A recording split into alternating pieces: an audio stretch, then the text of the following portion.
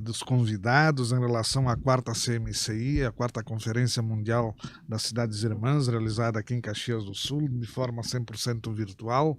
E o nosso convidado nesse momento é o Mister Diego, da Universidade de Caxias do Sul, na qual tem por si a coordenação do projeto do grafeno, e ele tratará desse assunto, e nós estaremos acompanhados aqui do Mister Alexandre e do Paulo Tomazini, e referente à South Brasil Mobility. Mister, com a palavra.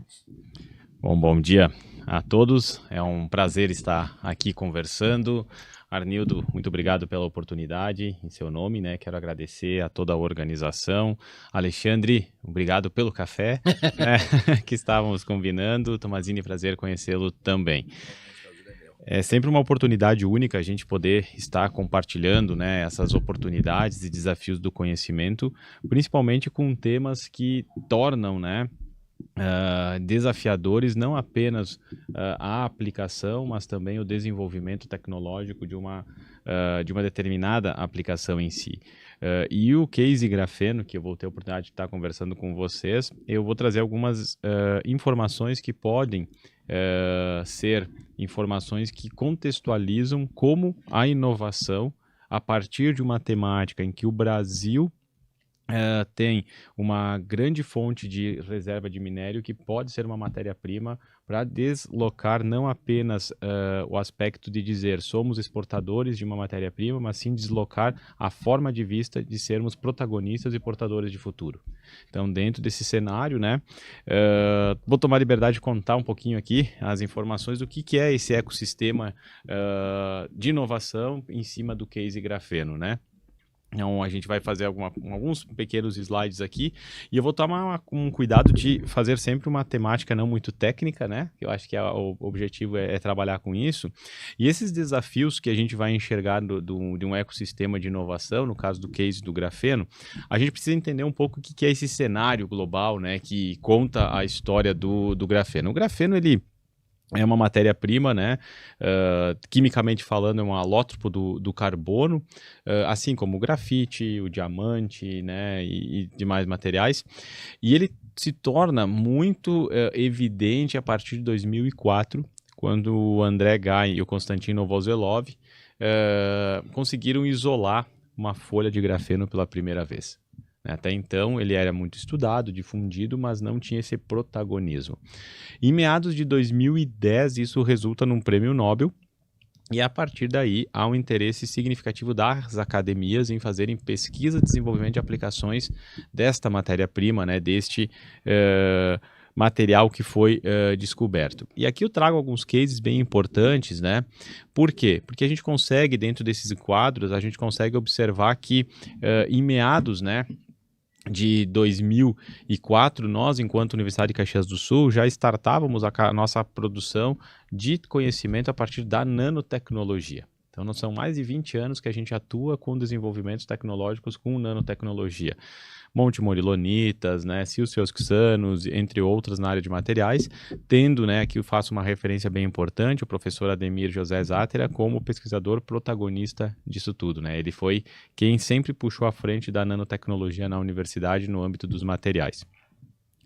Quando passa-se 2010, só em meados de 2017 é que o grafeno começa mundialmente a se tornar foco de interesse da indústria. Né, até então muito acadêmico. E isso mostra que o que nós, Brasil, estamos fazendo com essa nanotecnologia, estamos no tempo certo. Né, porque o Brasil também seguiu exatamente essa tríade. Né? Então, de 2017 para cá, muita coisa aconteceu e a gente enxerga, inclusive, a Uxografia aparecendo em 2020, sendo apresentada para a comunidade, como sendo, né, um dos maiores ecossistemas de inovação voltados à produção, caracterização e aplicação de grafeno da América Latina. Então esse é um ponto bem disruptivo para a gente entender, e aí tem N oportunidades para a gente começar a olhar. A gente enxerga, né, que inúmeras spin-offs aconteceram, startups nasceram, desenvolvimentos foram feitos, várias aplicações foram desenvolvidas, mas é extremamente importante dizer que, embora grandes players já tenham olhado para o grafeno, ainda a gente arrisca dizer que estamos apenas com 1% de conhecimento de todas as oportunidades que ele tem. Porque realmente é uma tecnologia extremamente disruptiva, desafiadora, porque a gente está falando de nano, quebra exatamente todo o conceito do que as indústrias estão acostumadas a transformar. E o que a gente faz, que eu vou contar um pouquinho, é exatamente mostrar a possibilidade de aplicação dessa nanotecnologia sem impactar a cadeia produtiva. Ou seja, não preciso mudar a cadeia produtiva, eu consigo utilizar isso dentro do próprio cenário atual instalado. Aqui a gente enxerga, né, até para o público entender, uma das fontes de produção de grafeno é o grafite natural, a famosa grafita como minério. O Brasil ele é o segundo maior produtor de grafita do mundo, né, apenas atrás da China, mas é o terceiro em exploração. Então a gente é o segundo em capacidade, né, mas o terceiro em produção. E a gente tem como uma característica entender como se produz grafeno, né? Sempre me perguntam. Rapidamente para entender, o grafeno a gente tem que imaginar que é como se fosse o grafite fosse uma pilha de carta de baralhos, certo? E essa pilha de cartas de baralhos eu preciso separar as cartas. Quando eu separo as cartas, eu vou esfolhando elas, eu consigo chegar ao grafeno. Então vocês imaginem pegar 1 milímetro e dividir por 3 milhões é a espessura do grafeno. É algo extremamente fino. E dentro desse propósito ele tem uma área superficial elevada, com várias formas de produção, várias rotas de produção, entre elas uma é a fonte que o Brasil detém do grafite de ser um grande player para a produção de grafeno. O mercado de aplicação, né, ela é extremamente variado. Né? A gente consegue ter aplicações que passam, né, na indústria de materiais poliméricos, a impressora 3D, que a gente já vem conversando, olhando para algumas aplicações, alguns cases aqui já discutidos, né? A indústria automobilística, lubrificante, a parte eletroeletrônica, aeroespacial. Todas as áreas têm potencial de aplicação de grafeno, mas nem todos os grafenos servem para tudo. Como qualquer matéria-prima.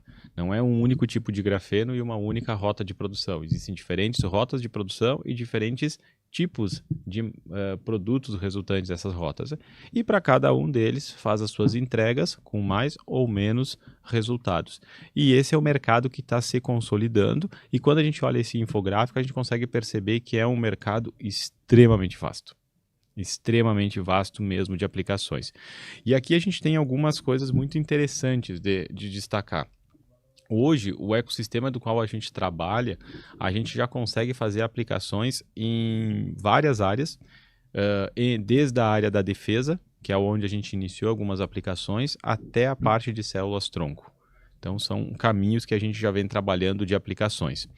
E eu vou conectar um pouquinho para que o público possa entender, afinal, a gente está falando em cidades inteligentes, né, cidades irmãs, estruturas colaborativas, a gente não pode deixar de fora falar sobre esses objetivos de desenvolvimento sustentável e como que o grafeno se conecta com isso, né? A partir do momento que eu consigo trabalhar com um sistema de filtração de água, como a dessalinização da água do mar, utilizando membranas de grafeno, eu atingo de forma direta, né, um dos objetivos de água potável. Então isso já é realidade. Tudo que eu estou comentando para vocês agora já não é mais pesquisa, são produtos já desenvolvidos e sendo aplicados no mercado. Então isso faz com que a gente tenha N possibilidade de aplicação e isso dá um potencial competitivo para qualquer cidade, qualquer país e qualquer empresa que venha a trabalhar. Energia acessível e limpa, né? A partir do momento que a gente consegue utilizar uma nanotecnologia para geração de energia, ou para armazenamento, ou para células solares, que é pontos de aplicação, eu já entro num conceito também de atingir o item 7, né, desses objetivos de desenvolvimento sustentável. Outro que é amplamente atingido é quando a gente pensa que toda a nanotecnologia e esse modelo disruptivo é uma inovação. E o item 9 atende, né, a inovação e tem como prerrogativa fortalecer todo, né, a cadeia de desenvolvimento tecnológico, né, tanto em pesquisa e inovação nos países em desenvolvimento. Então, esse item aqui, do meu ponto de vista, é quando a gente consegue comprovar efetivamente que qualquer desenvolvimento tecnológico eu consigo olhar para os objetivos de desenvolvimento sustentável. Pelo menos um deles a gente sempre vai atingir. Porque aqui está claro que tudo aquilo que eu foco em inovação, pesquisa, por um desenvolvimento tecnológico, eu já estou contemplando um dos itens. Então, esse é um caminho.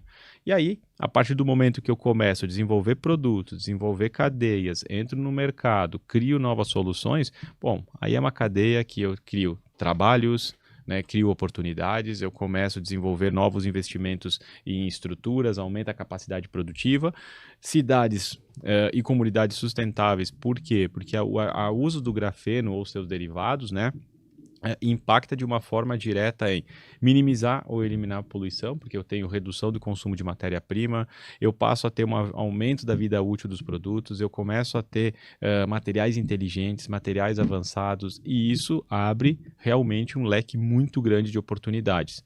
E aí a gente também atinge, né, rapidamente esse consumo, né, de energia mais consciente. Sem falar todos, né, os impactos hoje já naturais do grafeno em redução da pegada de carbono, né, tratar de uma forma direta nos gases de efeito estufa. Então, é possível abrir o uso de uma tecnologia que até então não era conhecida, até meados de 2010, e pouco mais de 14 anos vira a página muito rápida e com muita coisa para ser explorada.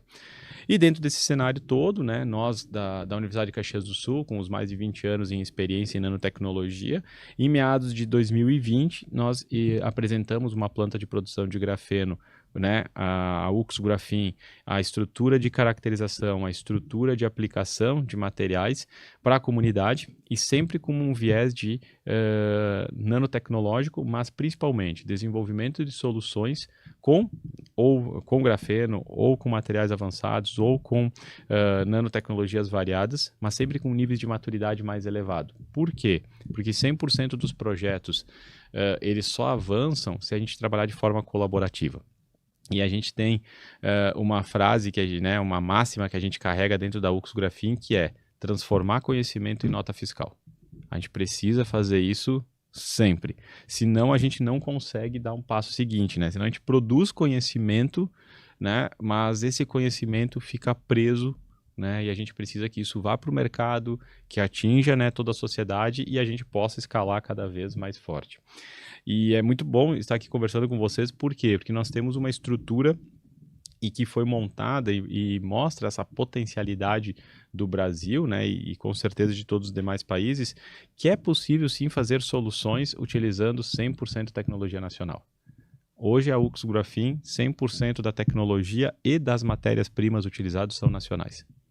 Então a gente não depende do mercado internacional, né? E algumas coisas que fazem parte do nosso ecossistema. Então, hoje nós temos um acordo bilateral com o Inmetro, então nós atuamos de forma colaborativa nas normativas de caracterização e certificação e também na escrita de termos para validar o que é e o que não é essa nanotecnologia. Tudo que é normas da ABNT, que trata de nanotecnologia em especial, o grafeno, a gente faz parte da tradução ou da escrita desse material.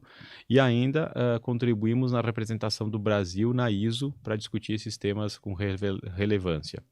E em 2021, tudo isso é muito recente, né? A gente está falando de 2022 para cá, quando a gente começou efetivamente, de 2 a 3 anos, e em 21, e aí efetivamente operando a partir de 22, nós nos tornamos, né, uma unidade Embrapi, vinculado à Empresa Brasileira de Pesquisa e Inovação Industrial, aonde há auxílio de uma forma direta para que as empresas possam, né, fazer seus desenvolvimentos tecnológicos com suportes, aportes financeiros. E tudo isso é necessário, obviamente, ter um ecossistema de infraestrutura. São mais de 800 laboratórios que fazem parte da Universidade de Caxias do Sul que a gente consegue acessar, mas também todo e qualquer laboratório ao redor do mundo. Afinal, a gente já se conectou com mais de 22 países em soluções tecnológicas. E esse é o nosso foco, né? Soluções para indústrias, seja produtos, processos, né? E aqui eu vou trazer 3, 4 cases, só para a gente identificar como é possível, né? Então, a área de abrangência ela é muito grande, vai desde desenvolvimento de sistemas lubrificantes, biomateriais, impressão 3D, cosméticos, né, elastômeros, medicina regenerativa, todos eles com características de passíveis de serem patenteados, protegidos, ou ainda trabalhar com a neutralização do carbono. Então, isso são coisas muito interessantes para a gente observar. E aqui tem alguns cases, né? Então, a Toigo Sistemas Automotivos, então é um grande parceiro nosso, e aqui eu quero, vocês devem estar observando que eu falo muito desse ecossistema de inovação, porque é realmente como isso roda, né? Isoladamente não acontece. E dentro desse sistema nós temos um case, por exemplo, da Toigo, que está desenvolvendo soluções para a indústria pesada e que utiliza como grande laboratório a Fórmula Truck. Então, se vocês observarem ali caminhões correndo na Fórmula Truck, com certeza já tem os dispositivos da Toigo sendo testados, né? Vocês vão poder observar. Recentemente, no final de semana que passou lá em Ribeira, estava lá a Toigo acompanhando e testando e fazendo as métricas. E isso faz com que a gente perceba que a cidade é um cluster vivo de desenvolvimento tecnológico, podendo ser testado em vários aspectos e não necessariamente numa bancada, né, de laboratório. Aqui uma empresa a Hipotec é uma empresa de Blumenau, Santa Catarina, do qual nós identificamos um produto, inclusive patenteado em cooperação, que é um poliuretano, né, com uma característica antimicrobiana, com maior resistência mecânica e tudo mais, e tem como um case, um dos cases onde foi testado esse material são rodas de empilhadeira. Uma empresa do norte do estado do Rio Grande do Sul, que produz baterias, tinha bebida ao ambiente inserido, né, um pouco mais ácido, tinha uma questão de todo mês tinha que parar para fazer troca das suas rodas de empilhadeiras e paleteiras. Isso impacta muito a logística, a produção, né? Hoje essa parada gira em torno de 11 meses. A gente aumentou 10 vezes a resistência desse material com o uso dessa nanotecnologia. Uma outra aplicação que já foi testada, então, pela empresa Joap, né, ele fez um estudo, né, da utilização de nanomateriais, reduzindo 40% do peso de um produto. E aí, quando reduz um peso do produto a rotomoldagem, a gente está falando em redução de consumo de matéria-prima, e a gente lembra dos Objetivos de Desenvolvimento Sustentável, né? Redução de peso tem aumento de vida útil também, e ao mesmo tempo redução do consumo energético para fazer a moldagem desses materiais. Então, hoje, quando vocês vão observar esses sistemas de refrigeração utilizados em feiras, né, como por exemplo a gente vai enxergar na Mercopar ali nos corredores, né, na Construsul, já tem nanotecnologia presente. Uma outra característica bem impactante que a gente tem, né, são esses adsorventes poliméricos que utilizando o grafeno, aonde a gente já consegue observar que o grafeno, quando incorporado em um sistema de espumas, ele se torna muito mais eficiente na adsorção, absorvendo majoritariamente o óleo e não absorvendo a água, e isso tem uma capacidade para desastres ambientais, a gente pode aplicar isso com mais eficiência, eu consigo fazer reciclagem desse material e ele consegue absorver 80 vezes o peso. Então, ele é muito mais eficiente do que os sistemas atuais hoje utilizados, que têm menos capacidade de absorção e ainda não podem ser reciclados. Então, esse mercado já presente, né? Aqui tem uma outra aplicação, que nós já conversamos várias vezes, né, Arnildo, de potencializar as aplicações. Aqui é uma tinta contendo nanomaterial e a gente consegue observar que à medida, né, esse material não tem grafeno, e aqui a gente já começa a enxergar o uso de grafeno, muda, né, as características de tensão superficial e o maior impacto, né? Ele torna um ambiente que não permite a proliferação de bactérias. Por quê? Porque tu consegue enxergar significativamente que a necessidade de ter um ponto de ancoragem para a bactéria crescer, quando tu utiliza grafeno, tu não permite isso. Então isso tu abre um mercado, por exemplo, para tintas hospitalares e assim por diante, né? Aqui empresas já utilizando, né, para órteses de materiais, então já são sistemas muito mais eficientes e que reduz o tempo de recuperação do paciente. Por quê? Porque você reduz o efeito de atrofiamento muscular, porque tu tem a circulação e tudo mais já presente. E finalizando aqui, eu queria falar um pouco sobre medicina regenerativa, que é um dos cases que a gente tem utilizado. Como a gente pode cooperar em várias frentes, né? Aqui a gente já desenvolve soluções de curativos para recuperação de queimados, então já com utilização de grafeno, sem precisar ficar trocando, né, com carregamento de medicamentos. E recentemente nos tornamos uma das poucas estruturas de desenvolvimento em terapia celular, aonde a gente já consegue colocar grafeno, né, multiplicar as células, carregar o grafeno, aumentar a sinapse nervosa, e isso pode, né, ser utilizado em várias aplicações, como um exemplo na regeneração de cartilagem. Então, o que é interessante, né, dessa tecnologia toda aqui para abrir essa conversa? Nada disso acontece se a gente não mudar o conceito, né? Não falar mais em tríplice hélice, sim quádrupla hélice. Por quê? Porque nada adianta um sistema governamental, universidade ou as empresas se não atender às expectativas da sociedade. Então, a tríplice hélice da inovação ela é fundamental desde que a quarta pá seja atingida, né? Então, isso para mim é fundamental. Senão a gente cria coisas para quem, sobre a ótica de quem e vai ser aplicado aonde, né? Então, a gente tem que olhar realmente em soluções disruptivas e soluções disruptivas com uma matéria-prima que está presente no quintal de casa que a gente pode fazer inúmeras aplicações. Então, rapidamente, quero agradecer mais uma vez e fico à disposição para a gente conversar. Mister, bem interessante. Eu já tinha participado e tido conhecimento dessa parte, contudo, há inovações, né? E esses conceitos estão começando a serem induzidos, embutidos para a sociedade, muito mais para o público jovem no primeiro momento, e segundo as indústrias estão colocando suas engenharias nesse processo.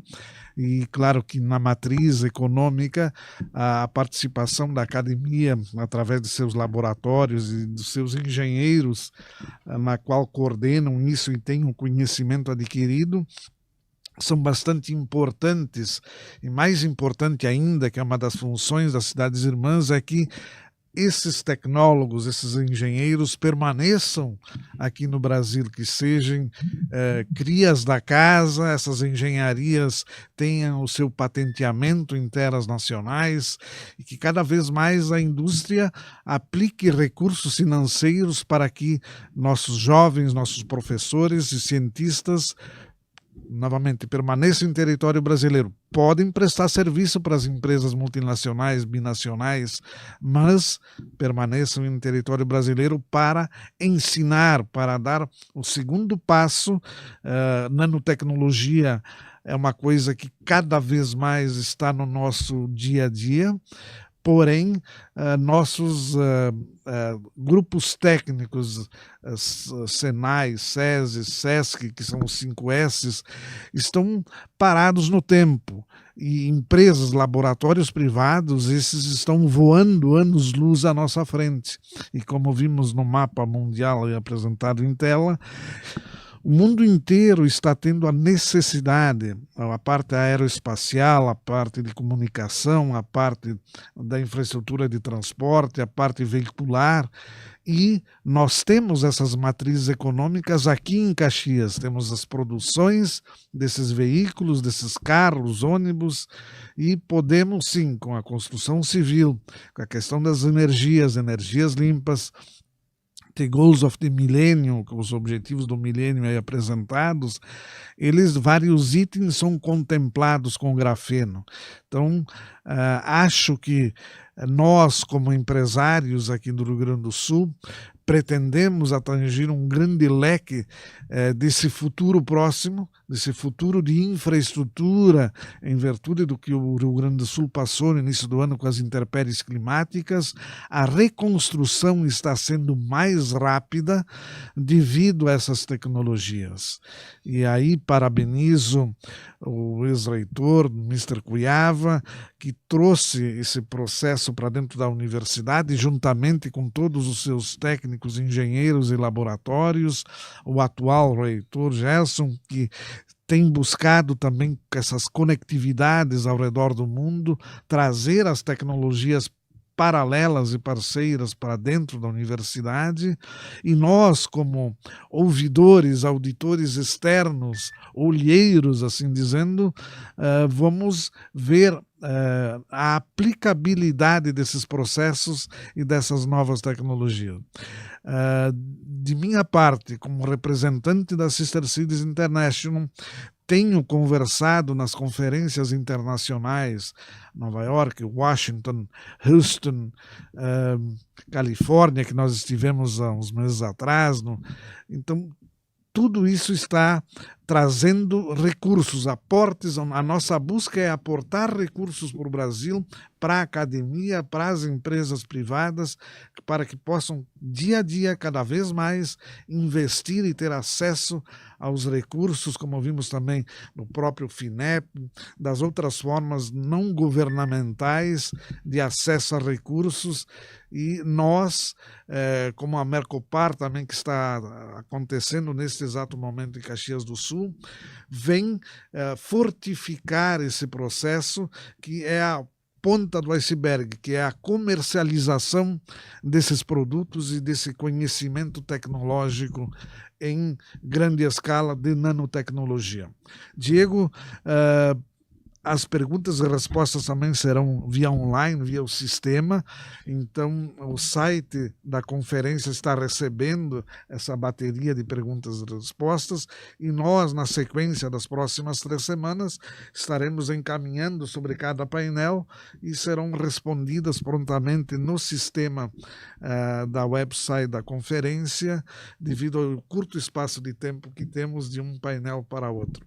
Novamente, agradeço a atenção dispensada, a participação aqui presencial nesse debate pequeno, mas muito importante, e que já temos a informação que 2025 o evento será em São Paulo, presencial. Então a conferência ela vai ter a magnitude que teve nos 3 anos anteriores que aconteceram aqui no Rio Grande do Sul, 2009, 2011 e 2017, que já na oportunidade abrangeu todo o estado, com a vinda em 3 eventos de mais de 80 mil pessoas participando direta ou indiretamente nestas conferências das cidades irmãs. De pronto, obrigado pela atenção dispensada. Agradeço.